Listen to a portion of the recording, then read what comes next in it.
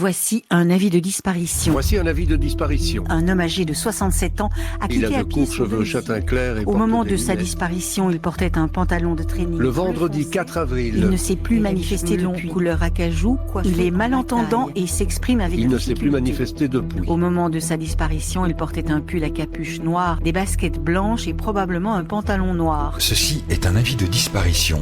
Chaque année, 1200 disparitions inquiétantes sont signalées en Belgique. 5% de ces personnes disparues ne sont jamais retrouvées. Quels sont les parcours de vie derrière ces avis de disparition que l'on découvre après le journal télévisé? Derrière ces hommes, ces femmes comme évaporés de notre société. Nous avons décidé de vous raconter l'histoire de ces disparus, mais aussi de leurs familles et des enquêteurs engagés à leur recherche. Je m'appelle Gaëtane Van Kerkom. Aujourd'hui, je vais vous raconter non pas une disparition, mais une affaire d'un autre point de vue. Il s'agit d'une personne décédée non identifiée, percutée par un train en janvier 2001, sans papier d'identité sur elle. Pour retracer cette histoire, j'ai rencontré des enquêteurs qui ont travaillé sur cette affaire, ainsi qu'un médecin légiste.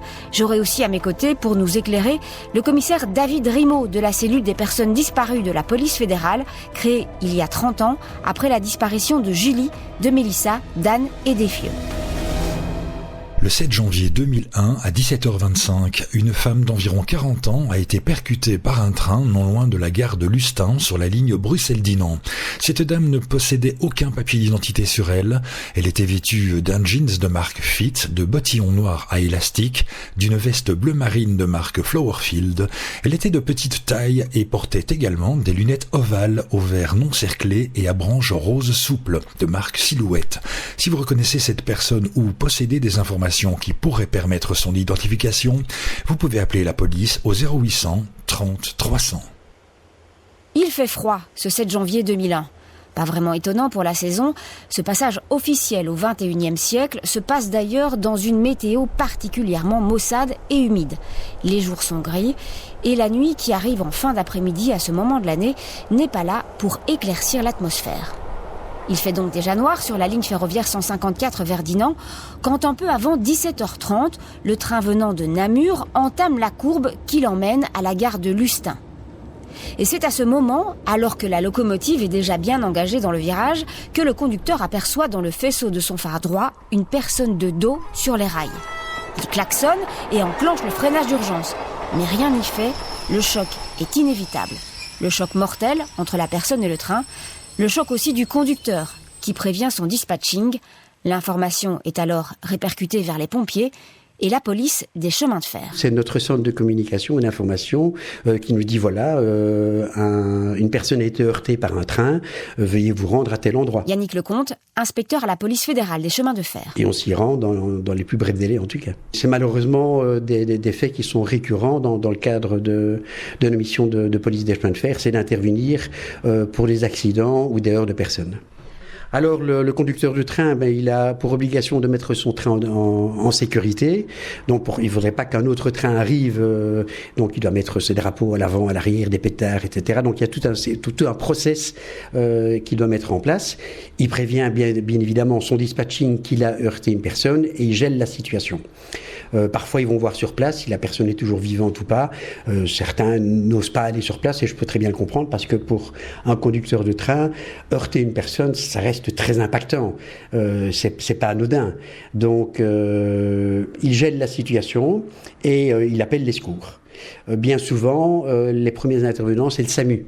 Et dans le cas qui nous occupe, c'est effectivement le SAMU qui est intervenu le premier sur place parce que géographiquement, il est plus proche.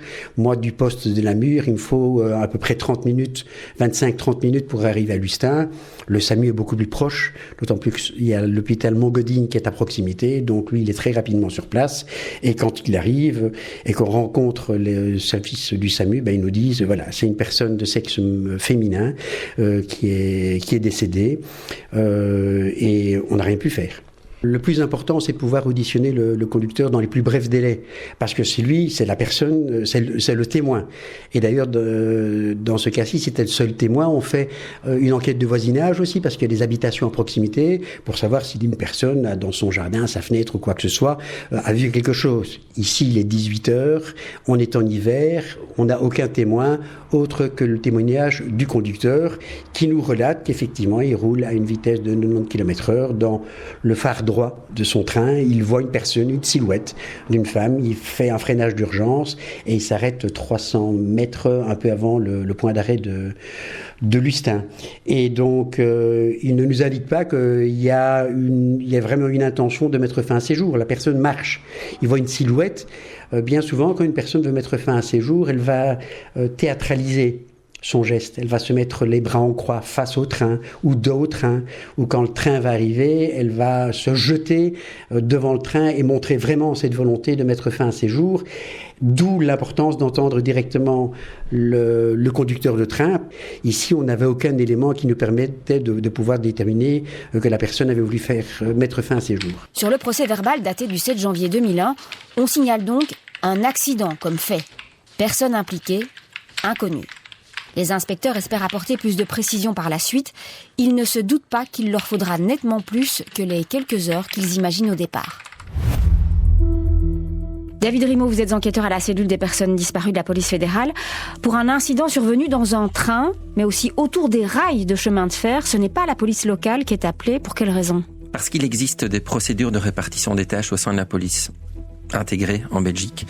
Et donc, on a estimé qu'à chaque fois qu'il y avait de la criminalité ou certaines infractions qui se produisaient dans certains lieux, comme les aéroports, les autoroutes ou les gares, ça devait être de la compétence de certains services de police spécialisés de la police fédérale, en l'occurrence la police des chemins de fer, la police des autoroutes ou la police des aéroports. Et donc, dans ce cas-ci, lorsqu'il y a un problème, un suicide ou un accident sur les rails de chemin de fer, ce sera la police des chemins de fer qui sera compétente pour gérer le dossier et les suites, comme l'identification de la victime. Le 8 janvier, le lendemain de l'accident, les enquêteurs décident de retourner sur les lieux du choc, cette fois à la lumière du jour.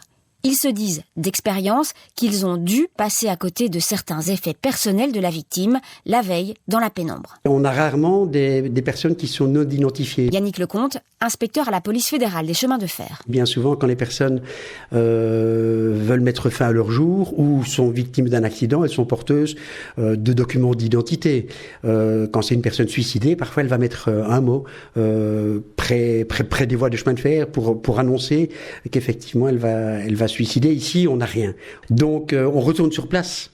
Le lendemain en tout cas, parce que comme c'est la nuit, les lieux sont très peu éclairés, on retourne sur place pour voir s'il n'y a pas des éléments d'enquête qui nous ont échappé.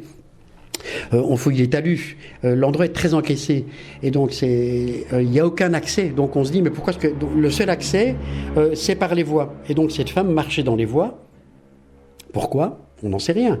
Mais c'est volontairement, en tout cas, qu'elle s'est retrouvée dans les voies à un moment donné, puisqu'il n'y a aucun accès par les talus pour y accéder, ou alors c'est de manière très compliquée, puisqu'il y a plein de ronces partout, et c'était quasi impossible de pouvoir s'y rendre. Donc on va sur place, on fouille tout, pour voir si on n'a pas, parce qu'avec le choc, avec l'impact, parfois il y a des éléments d'enquête, il peut y avoir un portefeuille, un document qui a pu partir dans les ronces, etc. Et donc on fouille tout, on recherche, mais on ne trouve rien d'autre comme élément d'enquête supplémentaire. Rien.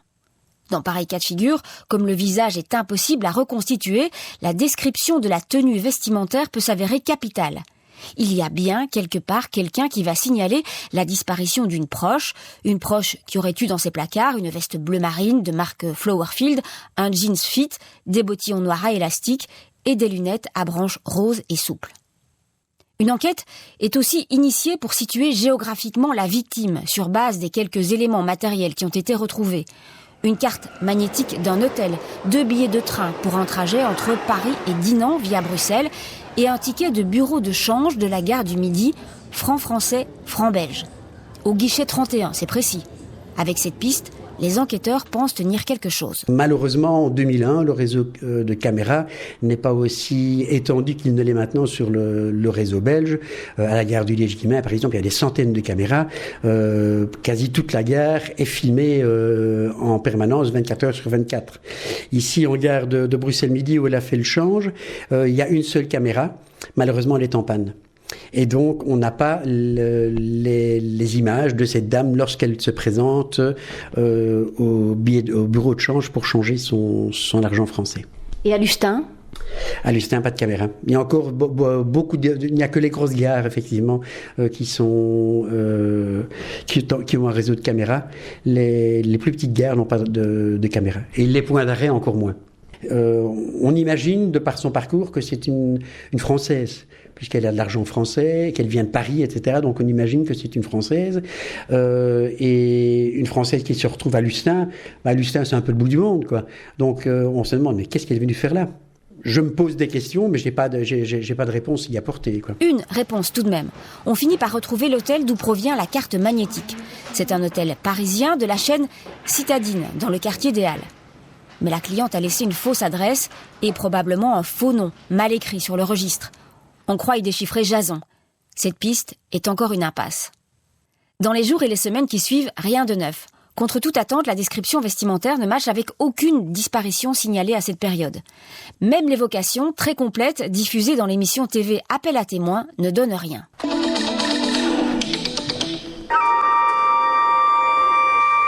À 12:05, le train démarre. La dame, qui doit avoir environ 40 ans et qui est assez petite, est assise en deuxième classe dans la voiture numéro 6 à une place non-fumeur au numéro 81. Elle porte un jeans, des bottillons noirs, une veste bleue et un gilet lilas. Durant le trajet, elle échange peut-être quelques mots avec d'autres voyageurs.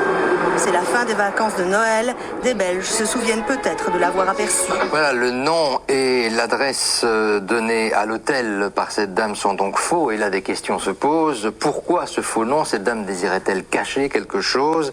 Après un tel accident, évidemment, nous ne disposons pas de photos d'elle, mais on sait qu'elle avait des lunettes. On le voit, des lunettes que vous voyez. On a également retrouvé sur elle ce portefeuille rose en nylon. Ces objets pourraient vous permettre de vous souvenir de l'avoir croisée.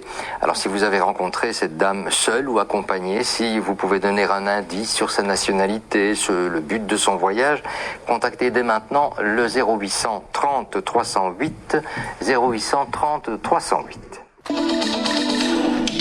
L'inconnu de la ligne ferroviaire 154 ne retrouve pas son identité. Son corps n'est réclamé par personne. Elle est donc enterrée sous X dans le cimetière de Profondeville en 2001. Le temps passe, et toujours aucun lien entre une personne disparue quelque part et cette dame d'environ 40 ans percutée par un train à Lustin. Mais avec les années, les techniques d'enquête ont évolué. Une banque de données ADN a par exemple été constituée et une loi a été votée permettant d'exploiter expressément les profils génétiques des personnes disparues ainsi que ceux des corps non identifiés.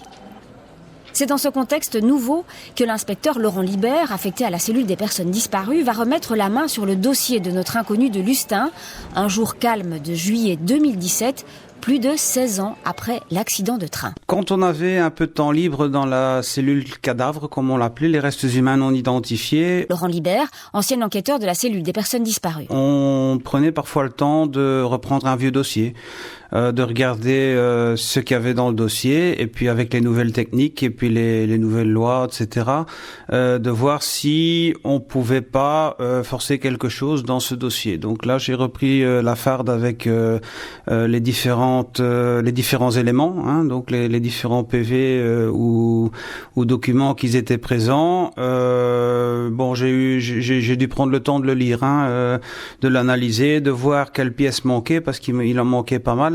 Et puis il fallait reconstituer un petit peu tout le dossier, hein, donc toutes les pièces manquantes, j'ai essayé de les retrouver à gauche, à droite.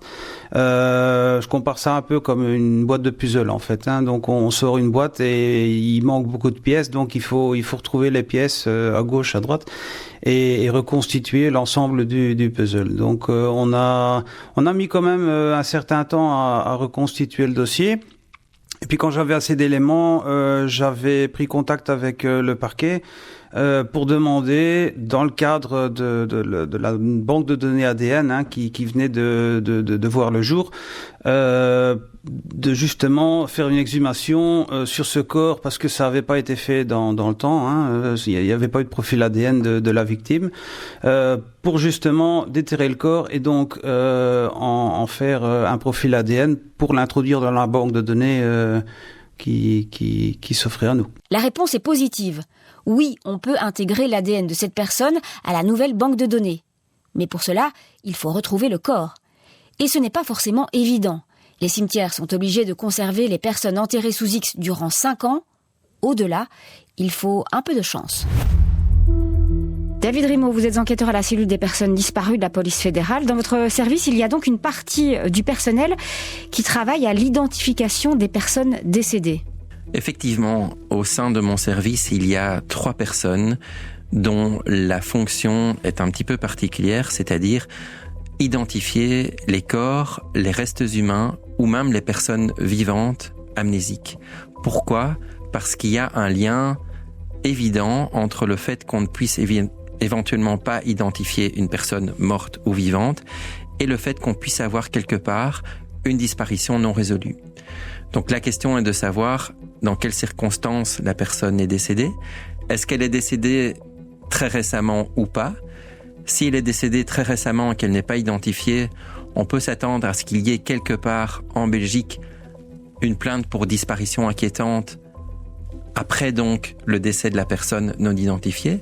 Si par contre la personne est décédée déjà depuis longtemps, et notamment le fait qu'elle ne soit pas identifiée, c'est l'état de putréfaction dans lequel elle pourrait se trouver, ou tout simplement le fait qu'on est face à un squelette, eh bien là on peut imaginer raisonnablement qu'il y a quelque part en Belgique ou à l'étranger une disparition ouverte, non résolue, et notre boulot sera évidemment de faire un lien entre d'un côté un dossier non élucidé pour une personne disparue et d'un autre côté un dossier pour une personne décédée non identifiée. Au cimetière de Profondeville, on a, semble-t-il, bien conservé toutes les personnes enterrées sous X. Mais où ? C'est une autre question. Selon le registre, le lieu indiqué est en plein milieu d'une allée, et sans plus de précision. Le docteur Grégory Schmitt, médecin légiste dépêché sur place, a dû se montrer patient et persévérant. En effet, donc il y avait un plan du cimetière, mais apparemment c'était pas encore fait avec une rigueur importante, on va dire. Et donc quand on a ouvert la première tombe où on pensait trouver le corps de la personne à identifier, on s'est retrouvé face au corps d'une personne de sexe masculin, et donc c'était clairement pas la bonne personne.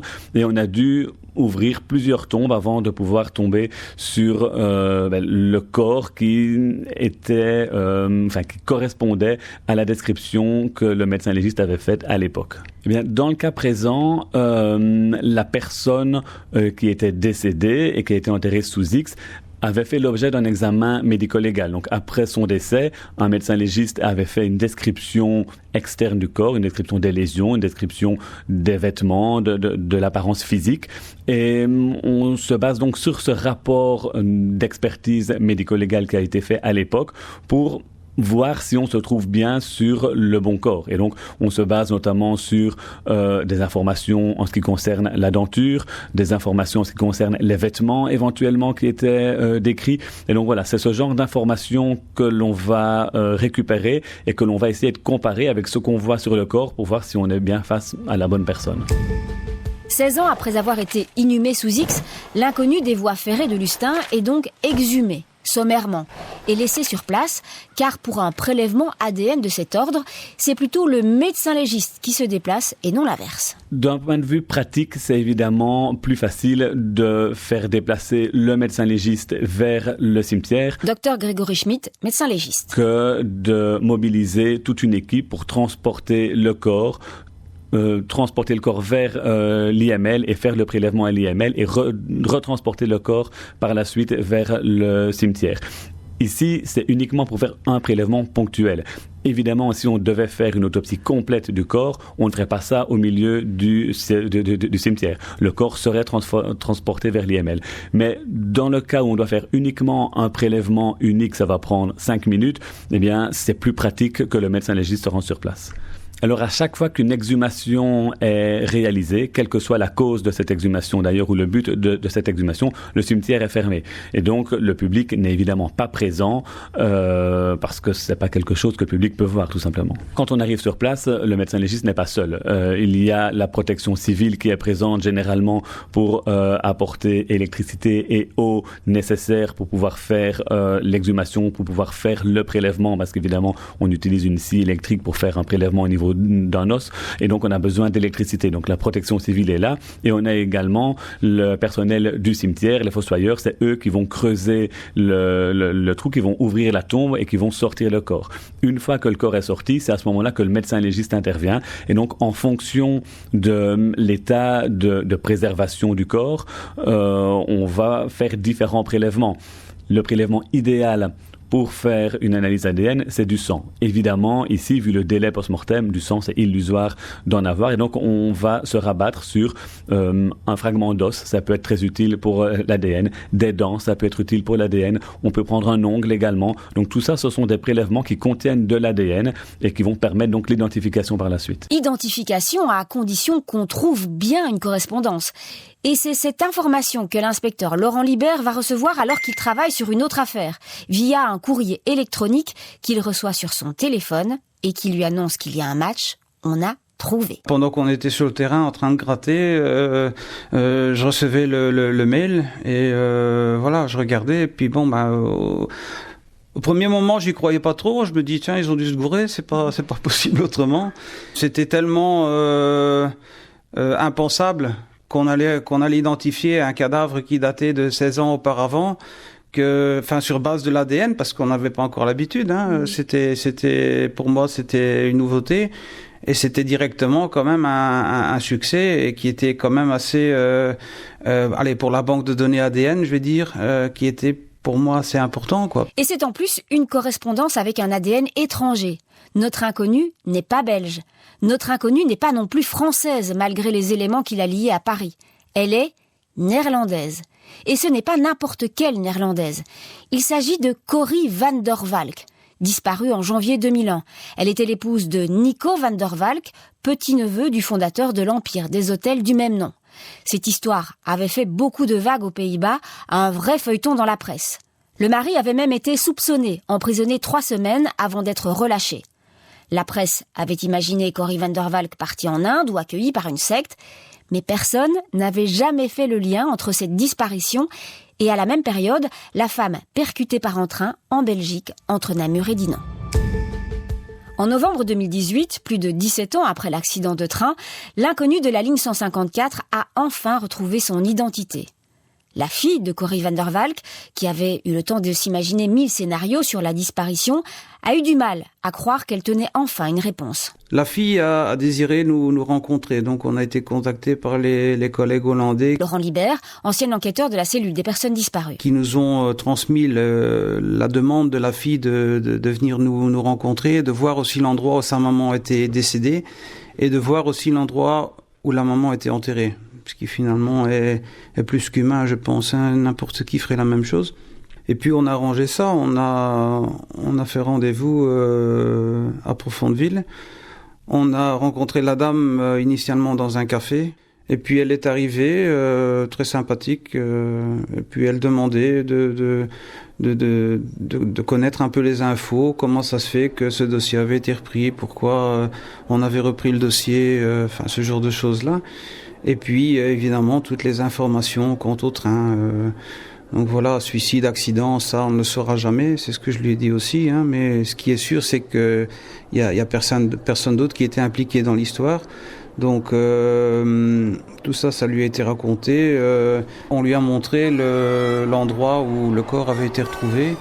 Donc, fatalement, il n'y a pas grand-chose à voir à part la gare. Mais pour elle, c'était important.